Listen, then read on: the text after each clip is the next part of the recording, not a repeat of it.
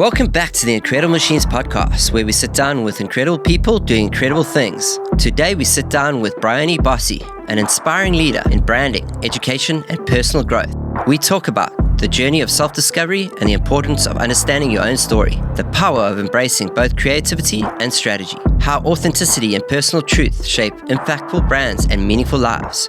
So settle in as we dive deep into an episode filled with wisdom, realness, and practical takeaways from a woman dedicated to helping others find their own inner strength and unique path. Let's dive in with the incredible Briony Bosse.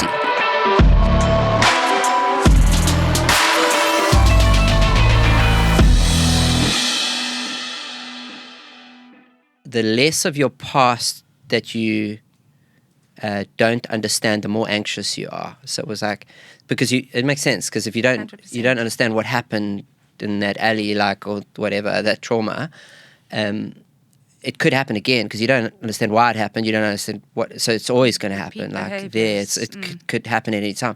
If you understand it and you've accepted it and you can move past it in a way, then you're not in the forest and everything can eat you. You actually understand it, and you know when it's coming. I'll do this, and next time I'll do this, or whatever it is. So you dealt with all the triggers, and It's interesting because I use Lifelines when I sit one-on-one with people and we're talking about brand and marketing, and I always believe you need to know yourself first. I think people do it the other way around. They start with wanting to work on the brand and the marketing campaign, and it's not true. It's not authentic, because you haven't. I think everything you need to come through. That's the way I see it, and it doesn't if you don't look at yourself first. So I do use it when I'm working with people one-on-one. Yes. Yeah. I mean, it's like know thyself. It's like exactly. it's without a doubt. And because I love it also because it's a form of truth that and that's one of my favorite rules is tell the truth, or at least don't lie. And it makes sense in that branding, because if it is the truth, if it's a lie, it's there's so many reasons why not to lie. But on a basic functional level, as I understand it, to lie, it creates it becomes a bandwidth issue. So because you've always got the truth, the truth is always there. No, sure. So that's logged, and then you're creating another story, and then because the tangled webs, there's that quote about the webs we weave, or whatever it is. But it's because you're creating more information, and therefore at some stage it's going to break down and just dissolve. You're going to get it wrong. On you. Yeah. Because the truth is always there, and it's always going to be there. So if you can get that down in a branding exercise, I think that's brilliant. I do. I've got a little formula that I put together. Okay, is that personal brands as well as just corporate brand? What kind of brands? Personal as well. Yeah. Happy to share it with you. Yeah. And we were talking, we have some friends in common, and all on LinkedIn and that. And in terms of your background and the Lifeline that we were talking about, born and bred in Durban, or? Yes, in Durban. Yes. The only time I was living in Johannesburg, in Brits, which is outside of Durban, was when I first got married. We moved there and we lived there for 3.5 years. Okay. But I do enjoy the vibe in Joburg, I must be very honest. I love going up there and catching up with people that I've worked with before. I do enjoy going up there. Would never relocate. Durban, I'm absolutely passionate about Durban and growing people in Durban. That is my absolute passion. I think people underestimate Durban. I really think they do. And I feel that if you can't be positive, find something to be positive about, or make the change, be the change that you can be.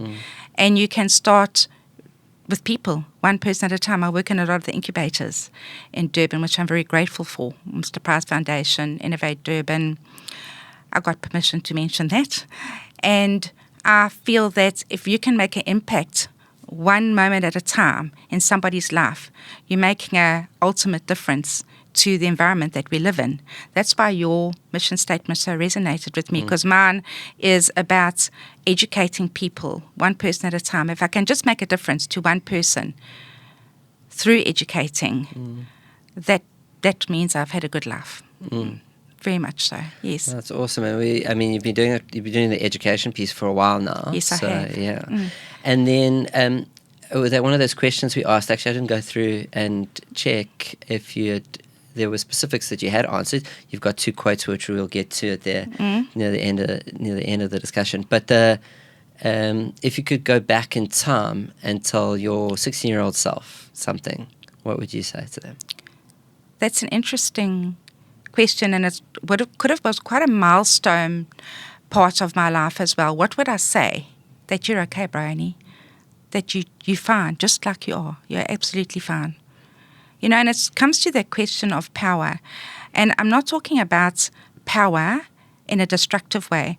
I'm talking about when we realize our own power, that what we have within us in terms of what we are capable of. That's why I'm a huge fan of creative visualization, because I use it in my life all the time.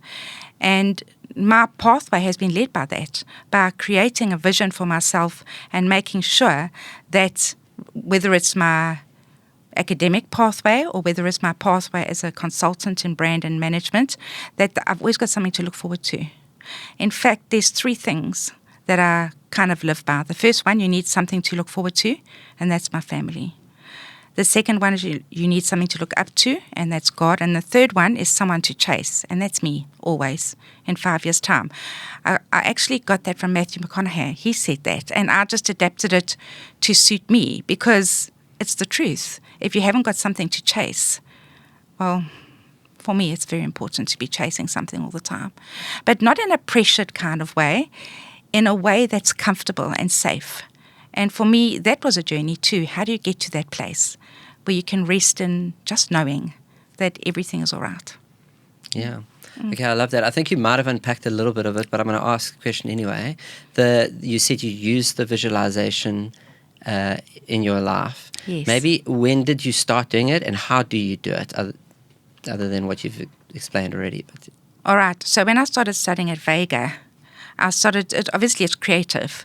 So I started to see the power of the left and the right brain. So when I did my first thesis, or my thesis and my honors, I did it on analytical strategic thinking and creative strategic thinking, and how when we use both sides of the brain, we come up with a much, much better solution in terms of it's more powerful. It's a lot more powerful. So I started investigating whole brain thinking.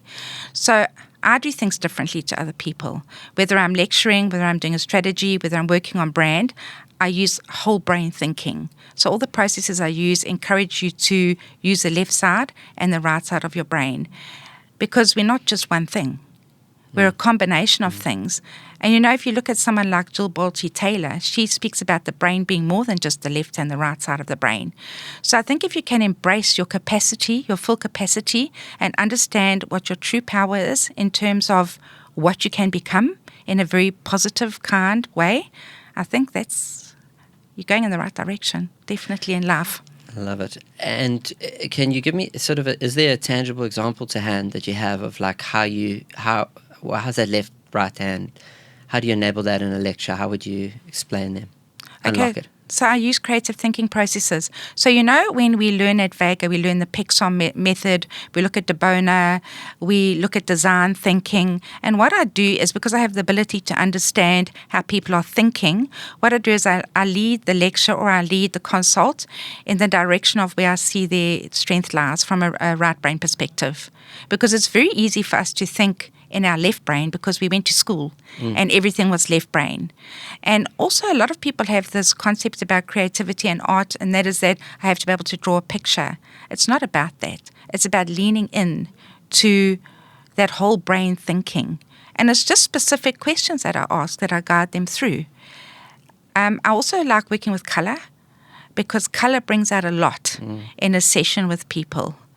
So that's how I basically do it, just understanding how the person's thinking. And it's something that I've worked really hard on, because not everybody in the room, when you're facilitating, whether you're doing a keynote or lecturing, thinks the same. It's having the ability to read what's going on in the room and change it up and change it down. And also hone in on people, because I think it's really important to feel that your role in the room is incredibly important. So does that answer your question? Yes. No. I got a bit of the color. That makes sense to me. We were talking before about AI and Yes. how that's affecting tertiary education and how you're seeing that going. That to me is very much left brain. Would I be right in saying that that's like the left brain? That's what it's doing a lot of the work for. Without a doubt. Yeah, and so as I understand it, it's they're trying to scale IQ, and these things are getting smarter and smarter at that. But we're not only IQ. No. And that's so. I got the color example that makes sense immediately because colors will tie into emotion at a basic level. There's a bunch of things that you can go with. So that's it. In terms of AI, what are your view? Are you using it? Are you going to carry on using it? So I'll give you my experience with AI. So obviously doing my master's, I had to look up topics, so I asked AI to give me articles, journals, legit journals to go and look at. And obviously you can only use everything within the last 5 years. It actually tells fibs because what it does is it gives you articles and it changes them to the date that suits you. So when I went to look at them, some were from 20 years ago. So it doesn't always tell the truth. And I found that out very, very quickly. And also you just have to read a paper that someone's written and you can pick up straight away that that's not them because you do not have the ability in first, second or third year, unless you're an adult, to write or think like that. There is absolutely no way. You can't speak the Queen's English when you're still a student in first, second, third year. And that's not being derogatory at all. We all have a level that we move to or that we attain to, and it's very easy to get into AI and ask them to do that for you. And you can see it straight away. It's judged by the level of the student in the classroom because you have the experience with them as well when you're in the lecture studio. So what's the solution to that when people are is it more oral work or what could it be? So the students are challenged to go out there and actually interact with the brands more and to not use the internet to research the answers, to come up with their own answers. Also, a lot of oral defense is being used now in education. A lot of having to draw things more now because you can't make that up, So it's a lot of visual application. Yeah, so let me stop you there. So when you say draw things or defense, like as in a debate, or they need to come and answer questions based on their view? So what happens is normally you'd get your assignment, all right, and at the end of it, the oral defense is a separate thing where you actually questions are posed to you that you have to answer. Now, it can be in two ways. You either are privy to the questions and you see them, or you could be sitting in front of a panel, which we are going to be starting this year, and we will ask you those questions. So you have to come up with the answer based on what you've done in your assignment. Okay, so an oral sort of exam. Yes. Yeah, I struggled. So one of my, Luke, I'm not sure if I've ever shared this with you, but like one of my problems, I think, with my studies was my anxiety. I didn't actually know about it at the time. It wasn't labeled like that for me. But for whatever reason, I would do really well throughout the semester, but in the exams, I would really struggle. And I'd often not finish exams, very often not finish exams. And I now attribute that to the angst that I experienced in freezing at the time and stuff like that. So if I am writing in exams now, I make sure that that's the biggest thing. I'm calm. I've had a nice big meal before. That's all those little tricks. So I don't know. That I would fare that well in an oral exam. Actually, it might be quite difficult, or is it not? How do you feel about that? Are people going to manage?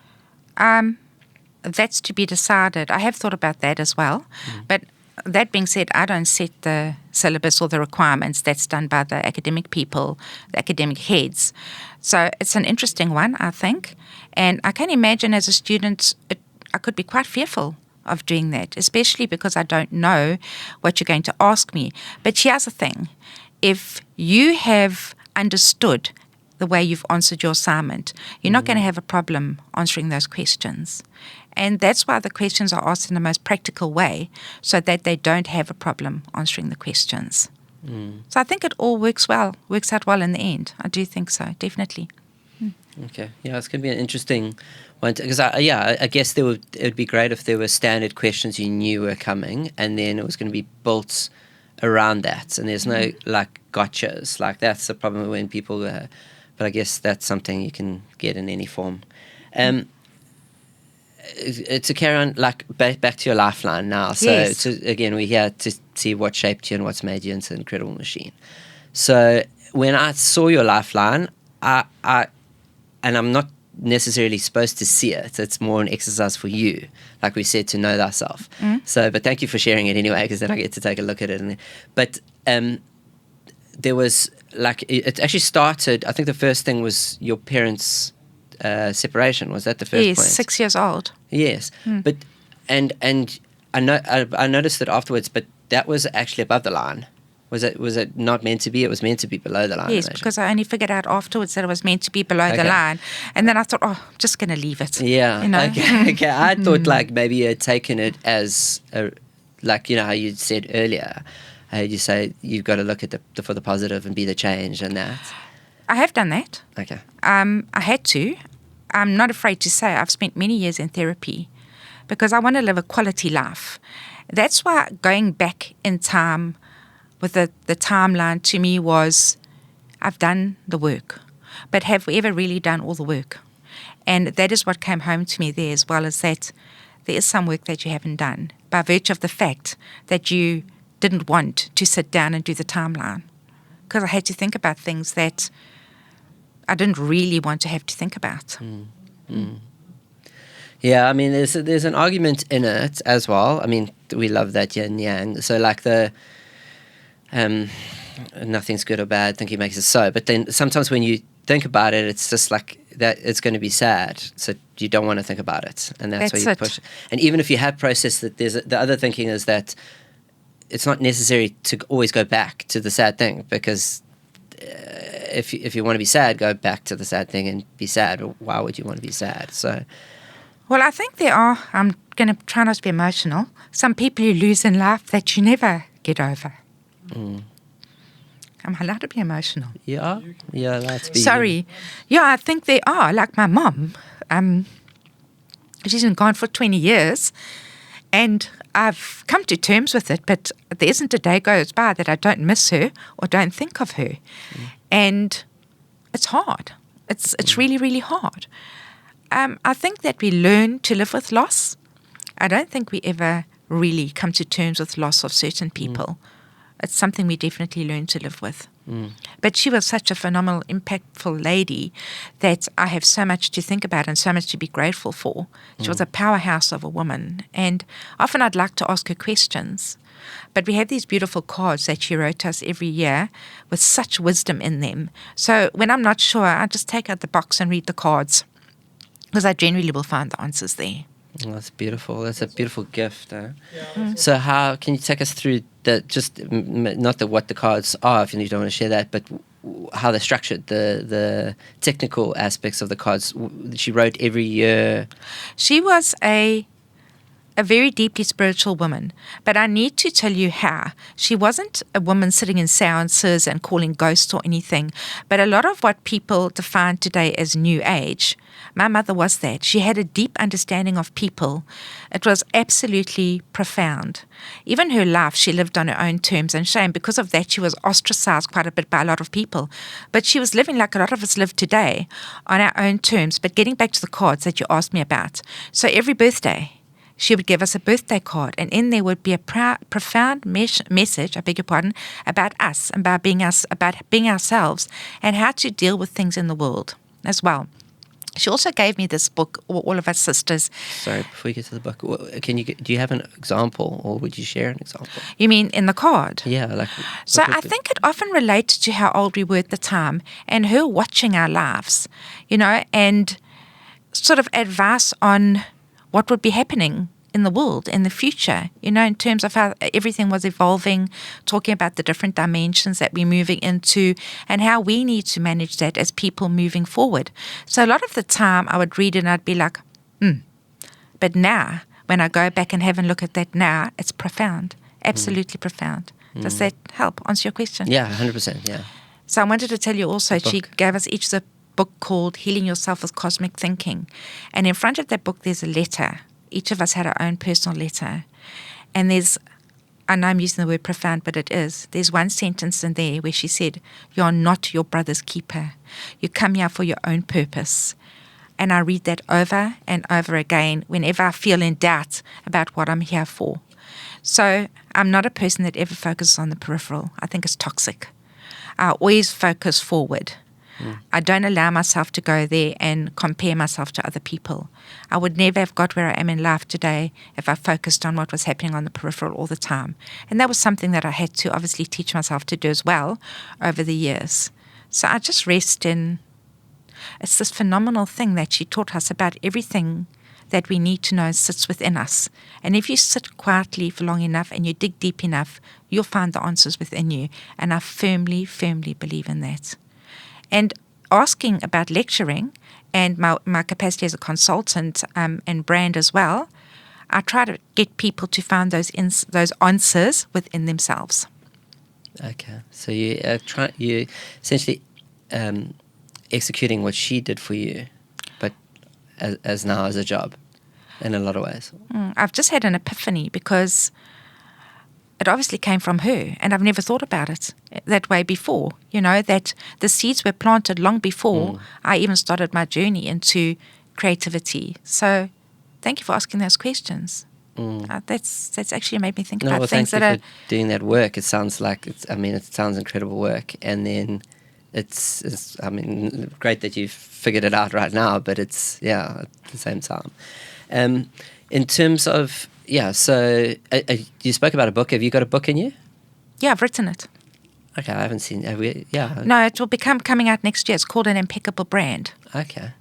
Okay. Do you want to tell us what is that about? Yes, I would like to. Thank you for asking. So, branding, there's a lot of it gets a bad rap often. People look at brand for its brand identity. My worst thing is your brand. People think your logo is your brand, and it's not. Branding is based on philosophy, the great philosophers. And the idea behind branding is to be building equity all the time in the brand, obviously, so that there's value for your brand. So what does an impeccable brand look like? How can a brand be impeccable at every touch point? So what I've done there, I've used examples of brands that I think are impeccable and ethical, and also described my reflections of what I think is an impeccable brand. So that's what I've done in the book. Also use characteristics to describe what it looks like. Okay. Yep. Amazing. Okay, so you've spoken about your mother and how that was a beautiful insight that you got out of that. What other you actually said it before I could, but I see that a lot in your posts online, in LinkedIn, for instance. A strong advocate of women and KZN specifically. Yes. Those things. You want to talk about that at all? Yes. Women specifically because, and I'm not a feminist by any means, I just think that so many women live in their shadow side. And I think it's a history. In all of us is the spirit of the past, of the women who have gone before us. And I think as women, it's our responsibility to break that, to break the things that hold us back. There's a holistic gynecologist called Christine Northrup, and she speaks a lot about that in her books, about how women inherit the sadnesses and the characteristics of women over the years. So your grandmother's grandmother and whatever, and it's women need to see that. Like a pain body of sorts. Exactly, yeah. But also experiences. And a lot of the things we have in life, we don't understand. Or feelings we have about things, that doesn't come from us. That comes from somebody else that we don't know anything about. And sometimes we're trying to deal with things that have nothing to do with who we are at all. And I think that women are such powerful beings. Women generally are the head of the house. There's so many women in business today that are really powerful women and that have learned to stand on their own and be truly in their own power. And I'm not talking about power over, because I don't believe in that. But I do believe that we need to shine more. And I'm not saying get all masculine and go macho and marching out there. I'm talking about look inside yourself and look for that soft feminine side of you and use that. Use that to build on your gifts and what you bring to the world. Women still, I mean, not only outside of South Africa and around the world they don't have an opportunity to shine or to be who they are. So that is why, and I work in a lot of the mentoring programs with women, and it comes up over and over again. They don't even know it, but they're victims of the past. And I think we need to change that conversation about victimhood, victims of the past, because there's no need for that, especially in today's world. Not at all. I don't think men do that to women, make women feel that way intentionally anymore. Whereas in the past, you'd be waiting at home for the vacuum cleaner salesman to come and knock on the door so you can review the vacuum cleaner and put your apron on to have supper. Might not be sounding good, but that's not the role I like to play. So, Briony, can you... so the last few guests we've heard the word shadow work. Could you unpack that a little bit for us? Yes. So, I think just for listeners out there who don't know what shadow work is. Yes, definitely. I think it's important to see the dark and the light of ourselves, because we're not perfect people. We can sometimes be perfect manipulators. And it's like in business. If you don't do politics, politics will do you. That Naveen Posma's book. It's about playing both sides of yourself and understanding that you have a shadow self, that there is another side to you that comes out every now and then, and not being in conflict with that. Not seeing it as a bad thing, seeing it as an aspect of who you are, the dark and the light. Because, let's be honest, there's that side in every single one of us. There is. And it's about how do I manage those thoughts in terms of when that shadow side comes to the fore. I firmly believe that shadow side comes from the triggers of things that have happened to us in our past. That's the way I see it. That's awesome. As well as the pain body, it sounds like, too. Yes, yes, definitely. Absolutely. So you would have, I'm very confident lean in would be a prerequisite to your, Sheryl Sandberg's lean in, you've read it. Yes, I have indeed, yes. And that potentially could be a textbook prerequisite. It's not a textbook, but a read for the candidates you're looking at. That to me, I mean, I want to ask about feminism next, but just before we get there, that to me was such a significant book in the way I understand the world and that sort of stuff. And I actually I remember giving it to interns at one stage when they came into my previous business, and then within the business, the newcomers, the onboarders, just so people could understand what that meant and your role. And we've talked about it on this podcast before. It's like just to be aware of what to know thyself, but then also know yourself in context is just so important. So I've heard this before, and so I've heard the opposite of what you had said earlier, and I don't know if it's the opposite exactly, but just help me navigate this, please. So I've heard that every good man is a feminist in a way, but then I've also heard that people just dispel feminism and it's woke and it's this and it's that. So you said you're not a feminist. No. Okay, so why can you unpack that for me and make me understand that? Because I'm not marching down the street with banners asking for human rights. I'm just asking women to look inside themselves and see their self-worth. I don't want to be labelled a feminist because I so embrace men. I've got a son and a husband, fabulous men, that are so in tune with their feminine side as well. So I don't like men bashing. And I feel that, and maybe I'm speaking out of turn here, but feminists often men bash. And I don't like that. I believe that we have that side in us as well. Sometimes the male side is stronger than the female side, and that just depends on the environment that you're working in. But I don't want to be labelled a feminist. I really don't, in the true sense of the word.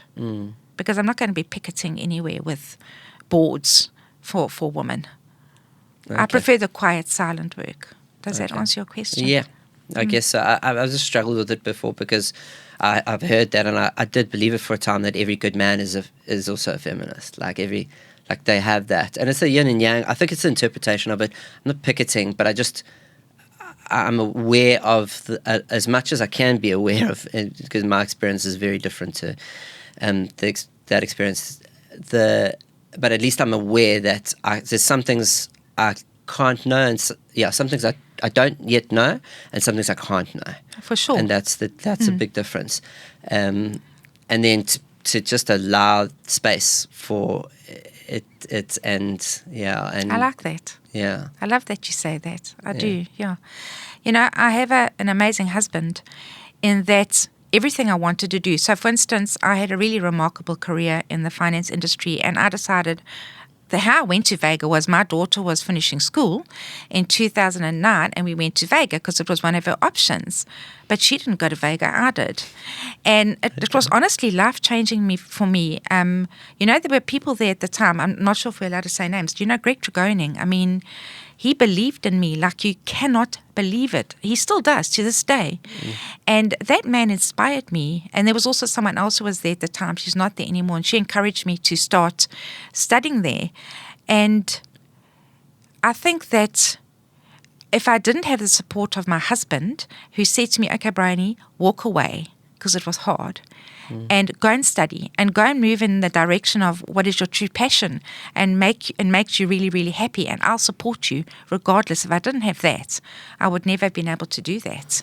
So, I'm a very lucky lady, indeed. That's awesome. And your husband in Durban-based, where did you meet? Yes, we met at, not at school, in a bar. The old way of doing it, not an app. Yes, in a bar. In the ladies' bar. I was friends with his friend, and it was the matric dance. And I hadn't even thought about who I wanted to take to the matric dance. And his friend said to me, why don't you take Michael? And I was like a bit on the fence because I didn't know him. But I got to know him as a friend first, and I took him to my matric dance, and it blossomed from there. Okay. Okay, and you got married shortly afterwards? Or? I was 21 and he was 23 because he got a really good job in Joburg. So we decided we had to get married because we wanted to do things the right way. I also come from a family where living together was a bit of a scandala. So we did what our parents expected us to do. And then we moved up to Joburg together, yes. Okay, and you were and then, so it was Michael, so your son's name? Bryce. And Bryce came along when? I was 22. Okay, when so Bryce shortly came along. afterwards. Yes, very shortly afterwards. Yeah. And how old is Bryce now? He's 41. Okay, wow. Okay, so that's a very long marriage then, huh? 42 years. Wow, that's incredible. And it's not something very remarkable and incredible, actually. Thank you. It's amazing. Yeah, well done. Very Amazing. lucky. Yeah, well, I'm sure you're saying the same thing. In terms of, I saw I don't know if I'm jumping a bit here, but you can take me through the rest of it. There was a very serious operational bike accident that he had. That was in 2023, he was in a very serious motorbike accident. He drives to Stanger every day, and he had it in his head that he must use the motorbike. And all of us were dead against it. And then one night he wasn't home, and I was disturbed because he'd always message me before he was leaving. And I heard the gates open, and my daughter-in-law came to tell me that he'd been in a very serious motorbike accident. In fact, outside the Gillets fire station, it was an Uber driver that wasn't looking, and we assume he was on his phone. It's an assumption. And he just drove straight into Michael, flat bang into him. And he was in a very serious condition because his fractured his pelvis, and most people die in motorbike accidents because they bleed out. Yeah. So it was very much touch and go that first night, but thanks to wonderful doctors, and he survived. But quite a traumatic time for us.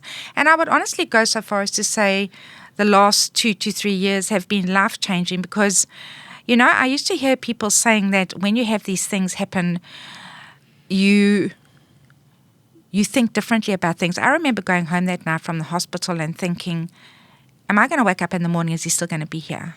And I'm going to be a widow.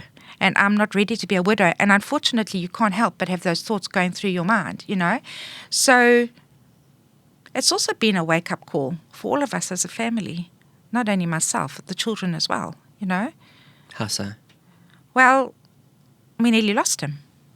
And my son said to him in intensive care, it wasn't if, Dad, it was when.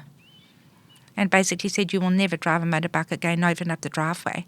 So needless to say, there's no more motorbikes in our home. Yeah, and I mean, I love the look of motorbikes and that. But that's just it just terrifies me that those things exist. Agree. Yeah, and I don't know, you motorbike fan, have you been much on a motorbike? Yeah, I've ridden bikes, but Not bad. I'm not a fan of the road. Yeah, That's terrifying. yeah. I've done like farm riding and stuff like that, but not. Yeah, Off-road. I don't trust other cars and drivers, and you just can't be seen. It's too easy to But miss you. that's the thing. And you know that road in Gillets is pitch black. You know, a lot of the lights weren't working, but I think God is good because it happened outside the fire station and the police station. So they could get the ambulance there as fast as possible. So, yeah, we're very, Crazy. very, very lucky. So something you said earlier, and you've just triggered me to think of it now, was that you project 5 years of yourself. And it sounds like you stick to one of my favorite rules too, is compare yourself to who you were yesterday, not to who somebody else is today. So, how, like that why 5 years? Is that because that's a traditional marker, and or do you still do that? And how do you do that exactly? I don't think I use 5 years anymore because I don't think my years left here are shorter than my years that I've had behind you, and that's kind of accelerated the way I look at things. So I probably look from a year to 2 years now, more. So what I did was, when I turned a certain age, I started to look at what I had done and what I hadn't done. And I started to accelerate what I still wanted to do.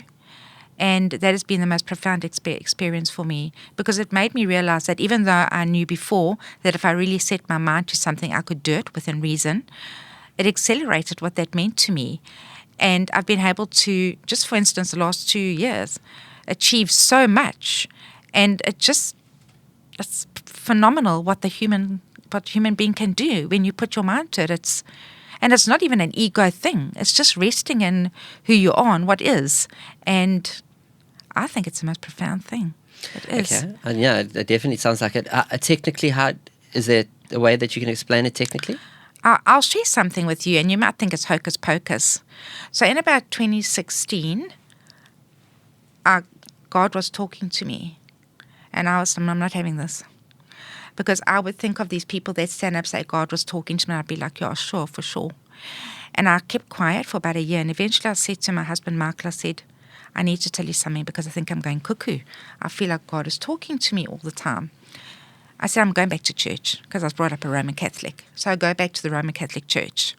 No, he's not talking to me there. So I think I'll go to a charismatic church. Off I go. I enjoyed the songs and the praise and everything. No, he's not here. So I thought, I actually don't know what it is.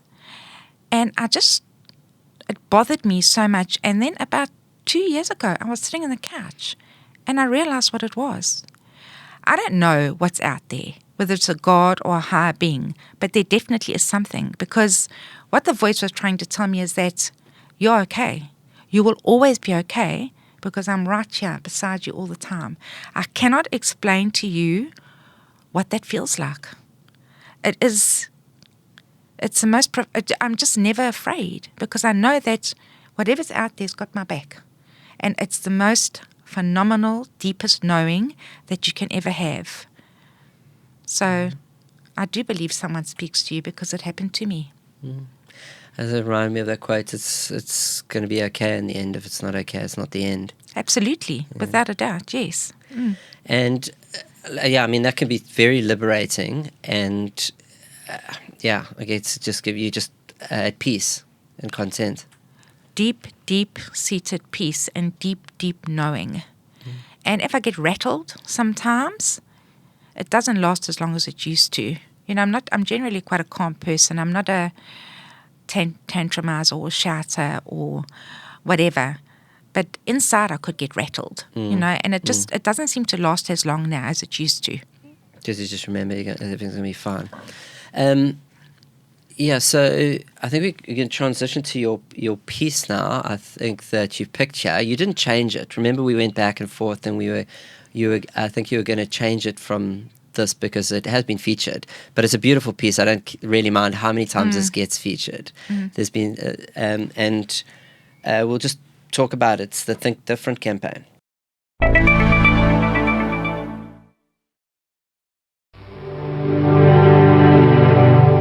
Here's to the crazy ones, the misfits, the rebels, the troublemakers, the round pegs in the square holes, the ones ones who see things differently.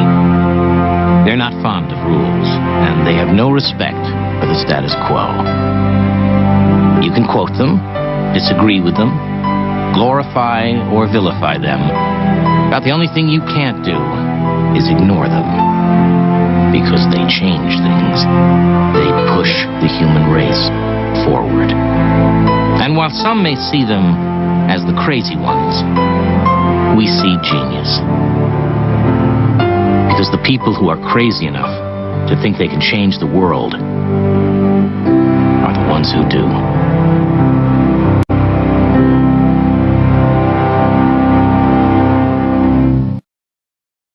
Okay, so as I said, never gets old, actually. No, never. But why did that one stand out for you?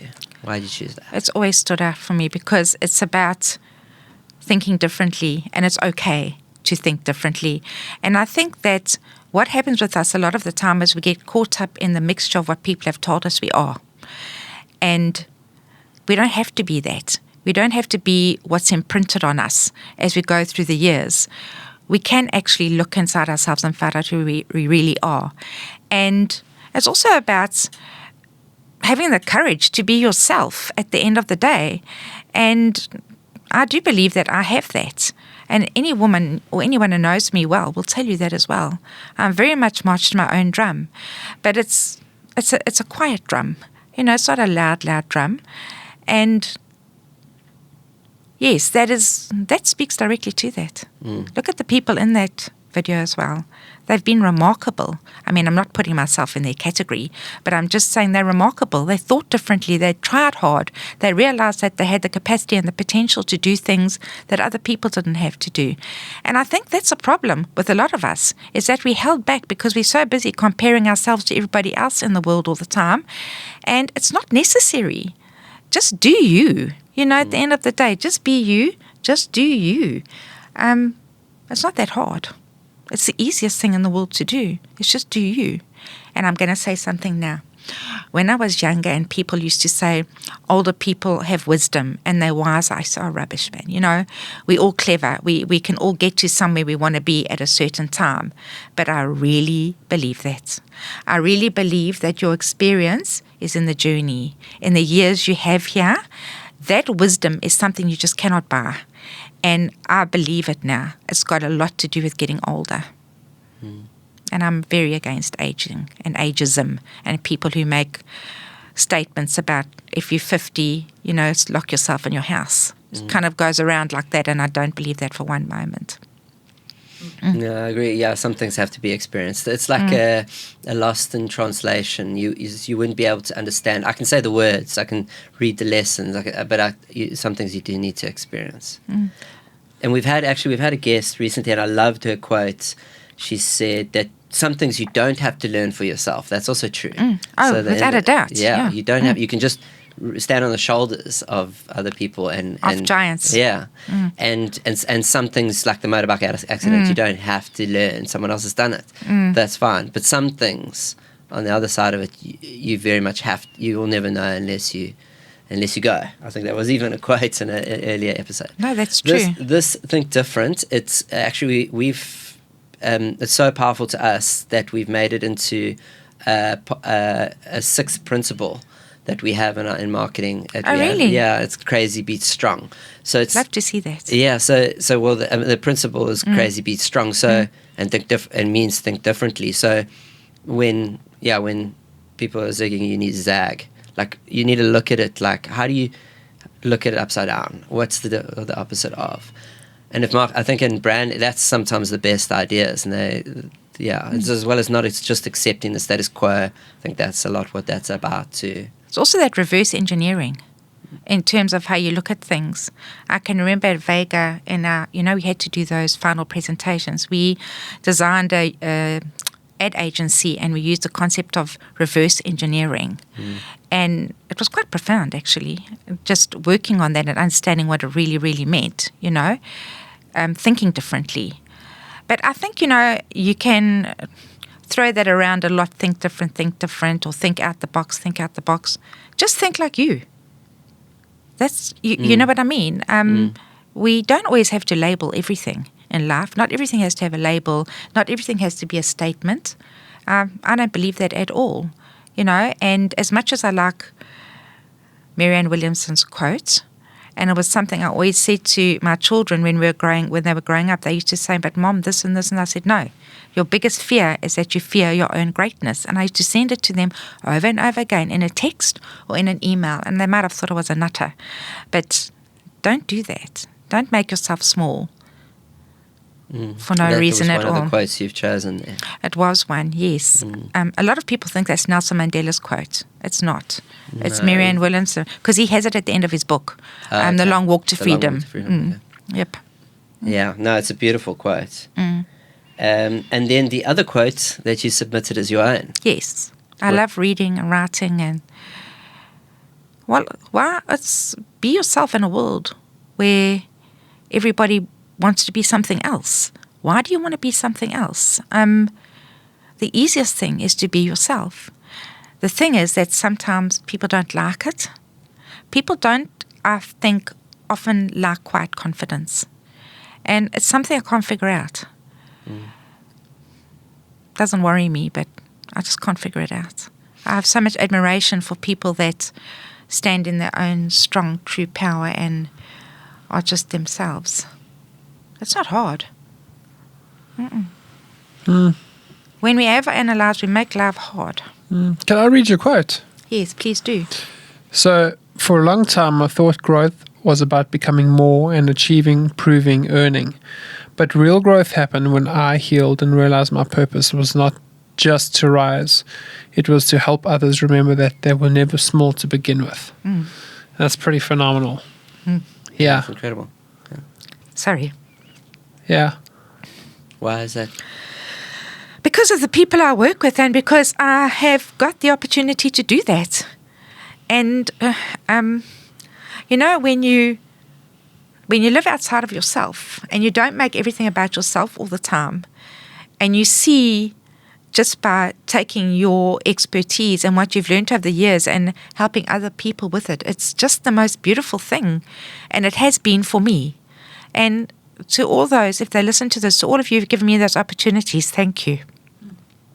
I so appreciate it. That's beautiful. A beautiful quote. You didn't speak about your father much. I'm not sure if you're prepared to do that, but your relationship with your father? So he died when I was 22. He was the older father. Phenomenal man. Very dynamic South African businessman. In fact, he brought textile machinery for the frame group to South Africa for the first time on their behalf. Very wise man, very strong philosopher, astrologer as well. My experience of him was very short, 22 years, but he left a profound influence on myself and I think my sisters as well. He was a solid, intelligent man. I don't feel like I really know him anymore because it's been so long. It's been so many years. But I just remember the impact he had on us as little girls. He was a very solid influence in our life. Everything was fun. Because my folks were divorced, we'd go and stay with him. He stayed out in Westbrook. And he did everything to make our lives enjoyable and about experiences. So, for instance, we'd go to the drive-in on a Friday night. We'd have the food in the car, and then we'd go and sit in the seats at Belito driving, but at a different beach all the time. And he would take everybody with. The car would be filled with all the girls off the Westbrook Hill, that we were friendly with. And he just made our whole lives into an adventure. He made us see the good side of things. And I'm so eternally grateful to him for that, for those few years that we did have with him. But my memories of a little girl are mainly because of him. Okay. Wow. Okay. And would you didn't name, and I saw that in your feedback, but you didn't. I don't think you named your incredible machines. Who are your incredible machines? My parents, without a doubt. And I thought long and hard about it because I didn't really want to say that because I thought it would sound corny. But my mother she was exceptional. Beautiful, incredible woman. And I am who I am today because of her, because she marched to her own drum. She was always working on improving herself for herself, not for anybody else. And I think it rubbed off, definitely. So I would have to say my mother. I can't think of a person. I thought about it a lot, but I can't think of anyone outside of that, because there's no one that's had a bigger influence on my life than her. So that would be the person who would definitely be. I always get that question. It's a thought starter often given to you. Who would you have dinner with if you could have dinner with anyone, dead or alive? And I remember the first time I thought about it, I was like, yeah, well, it'd be Madiba, or it'd be this. And then I thought about it long enough, and it's definitely my dad. Yeah. Oh, I love that. Yeah. That's fantastic. I'm sorry that you've lost him. It's hard. If you could give your mother a message, what would that message be? Thank you. Thank you for showing us what it means to stand in your own strength and your own power, and how to march to your own drum. And it doesn't matter what other people say or think. Just keep on looking forward and reaching for the stars and improving yourself and being who you are. Thank you, Mom. Yeah. That's beautiful. Is there anything you would do differently? In my life, no. Very easy answer there. Okay. Love that. Amazing, yeah. Love it. I do think, yeah, I mean, you spoke about it earlier, and I'll just touch on it, whether it makes sense or not, but sorry. That's, oh my goodness, sorry. I'll get it. No, it's fine. Yeah, sorry. Yeah? Sorry. No, Mm. that's fine. Thank you. That voice, that voice that's speaking to you is probably your mother. Everything's going to be fine. If it's not fine, it's not the end, sort of thing. That's interesting. I've never thought about it that way before. It seems like that's what she gave you, and Interesting. that's what you now gift to everyone else. I do. Yeah. Yes, And she I gave you do. that, and she's just reminding you. Yes. Thank you for that. I didn't think about it that way before. Thank you, Jonathan. Pleasure. You've got a book being released. I think that's that's very exciting. And you. the masters to finish. Yes. So what are the timelines on those? Well, I would like to have the book out by the end of next year. I don't want to be hasty because I still need to go over it. There's some also really great South Africans I'd like to chat to, like, for instance, Dion Chang, and that I think are remarkable change makers. You know, I'd like to speak to them. And there's also some local people that would like to speak to as well. So that, because I believe that maybe their businesses, or they are impeccable brands in terms of the way they present themselves. I'd like to do that. So I want to give myself a bit of time for that. My master's, I'd like to wrap it up by the end of next year. I'd always wanted to move on to my PhD, but I don't know if that's going to happen. Time might run out. I have this other view on that time running out, and you said that there's more time behind you than in front of you, and I don't know if that's, I think if the futurists amongst us would disagree, actually, and maybe that's, I'm often being an entrepreneur, being overly optimistic, but they're fixing us day by day, and like there's, whether it's psychologically and definitely physically. So I think you've got a lot of the 5 years still is applicable in my mind. Like it still is that. Thank you. The only reason why the 5 years and one of the reasons why I asked that question was because the rate of change has increased so dramatically. So that's one of the reasons why it doesn't make sense in my mind to look at 5 years, because I can't imagine what the world's going to be like in 5 years. It's just changing so quickly. It's interesting that you say that, because I'm obviously a strategist. I'm a strategist as well. And you know, when we teach now about strategy, we teach about strategy for today, not a 5-year long-term plan, because you can't do that. As a business person, you've got to be changing at the rate that the world is changing outside of you. And that's not 5 years. I mean, COVID taught us that. None of us knew what to do during COVID. So you have to be thinking like that as a business. I definitely think so. And as a brand, that the rate of change and the way we do strategy today it's not the same anymore. You need to be thinking on your feet all the time. And your strategy, it should be changing all the time. I'm not saying don't have a long-term strategy in place, yes, but you need to be very, very adaptable because, I mean, you just have to look outside and things change. And you've actually just said that yourself. Things are changing all the time. I think the way we do business has changed. I also think the way we look at strategy needs to change as well. And I do try to do that. Yeah, I love that grounding in the present, because we have this thing where you start where you can start, and you can always start in that moment. But so we were looking at it previously. Look, I haven't shared with you. We were speaking as a team earlier this week, and I don't know if you've heard about the 20% rule. Google's 20% rule. Oh, yeah. So it's old, you know about that 20% rule. So a lot of people, for the listeners and watchers aren't familiar, so it's old. They don't do it anymore, as far as I understand. It's kind of gotten too big as a company. But in the early days of Google, 20% of your work week used to be devoted to a project that was independent of your work, but it was a Google project. So Gmail came out, I think AdWords, Maps. There's a bunch of things that came out as products for Google that were pitched by the engineers and developers there, that they said, like, I want to work on email because email is shocking. And then, like, they figured it out and they said, cool, we love it, go work on it. And it was a project. They don't do it anymore, and I can understand why, but I still love the concept. That what we're toying with now, with that in the background, is that the rate of, and to do with the rate of change is how I got you, is that the learning that you need to do is just increasing constantly. Like I watch this. I'm, like I said to you, I'm very familiar, as I'm besotted with this AI, like, in a way, as I don't know if besotted is the right word, but I'm very, very fascinated with it.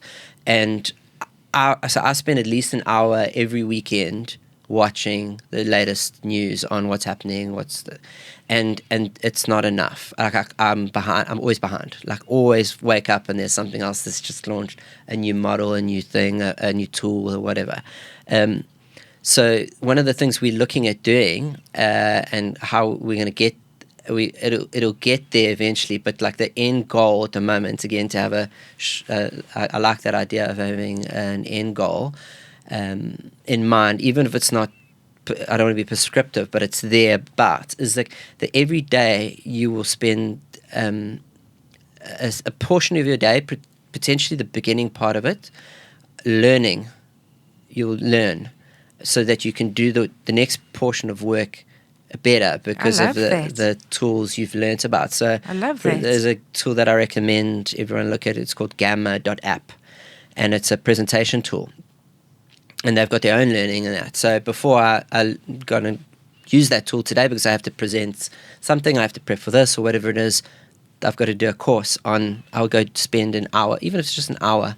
And that learning might not be every day for right now, but eventually it will be. Literally every single day you'll need to study before you go and execute. I think that's brilliant. And we'll test it and see how it goes. I like that. I think that's fantastic. I think it's really great. I do. I haven't heard that before. Yeah. And I mean, all right, Google's model, but I'm just saying, I think it's a very good idea, and I'll tell you why. Because that talks directly into my comment on strategy. Because if I'm educating myself every day on changes, then I'm saying, am I adapting enough to what's happening around me? And it's something that I do talk to all the time, is that what does it look like? I think I did a post once on LinkedIn about that, is if everything's perfect with your strategy, there's a problem. Yeah. Because what are you not doing? And those are the things you need to be looking at, is what are you not doing in your business as well? Yeah. I think it's fundamental. Yeah. To the growth. Perfect. Is there anything that I haven't asked you that I should have asked you? No, I don't think so.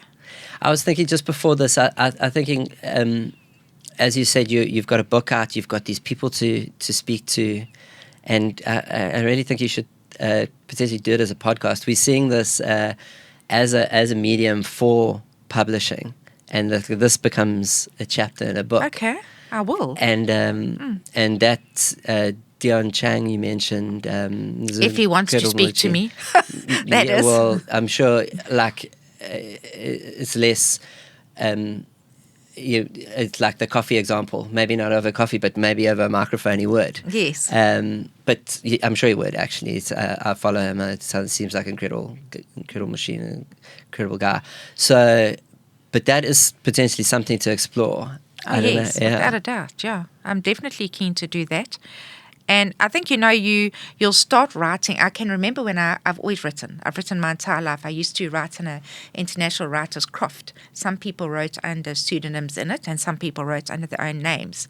And there was a chap called Michael Moromick. He was an MIT lecturer, and he would guide us in our writing. And then we were required to crit 3 pieces, and then we used to have to write for a minute. I did that for quite a few years because writing, I absolutely love writing. And when I first started writing, because it was a deep thing. It was about something about me and my life and whatever. But then I decided that I don't have the courage to publish anything like that at the time. So I changed to writing about brand, because it's something that I am passionate about, and it's something that I know a lot about as well, but also looking at it differently in terms of it not being a superficial thing, because it's not by any means. So, that's the book story.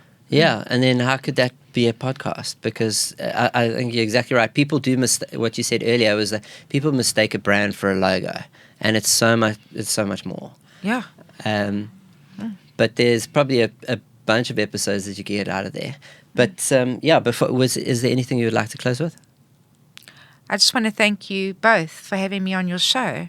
It's incredible, and it's probably been a highlight for me of my year to have you take an interest in me and want to find out more about me. It means a hell of a lot to me.